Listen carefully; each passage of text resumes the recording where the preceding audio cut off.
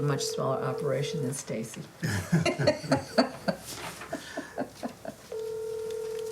But I'm sure they all started somewhere. Hello, this is John. Hi, John. This is Lucy McBath. I just wanted to tell you a little bit about myself. I am a longtime Georgian, and I have been working in the gun violence prevention realm as well as the civil justice realm for the last 5 years.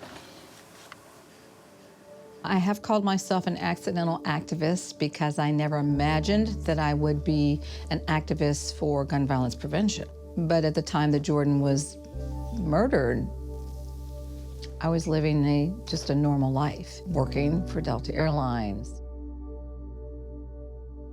I got so much stuff pertaining to Jordan and all of the media and articles and op-eds I've written, all of that stuff. It's been hard trying to figure out where to house it all, where to keep it all. So I keep a lot of everything here, you know, because that's the reason why it got started, because of Jordan. Jordan was shot and killed almost 2 years ago when an argument that began over loud music got out of hand. Dunn fired 10 shots at the SUV Davis and 3 friends were in outside a gas station.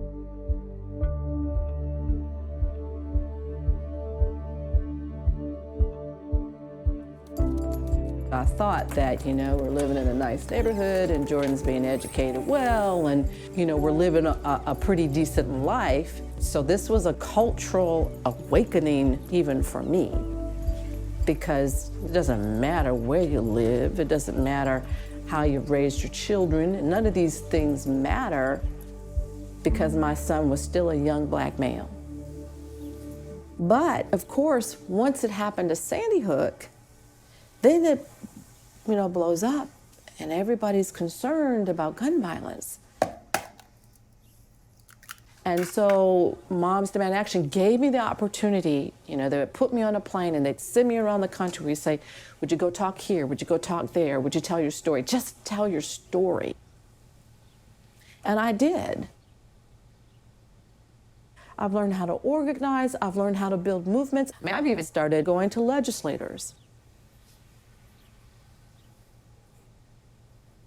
That's why the work is so important to me, because it's about helping people live and survive in this world, in this nation that doesn't always embrace all of us. What I begin to recognize is that my background with my father, the civil rights background, he was Illinois branch president of the NAACP. You know, Daddy was at the signing of the Civil Rights Act. And I understand that now, because I feel that same sense of urgency and commitment. We got to get in on the inside. There are not enough people on the inside that look like me. You're building the movement on the outside, but if you don't have the legislators on the inside that are creating the policies and the initiatives and the amendments and the bills, then it's going to take us forever.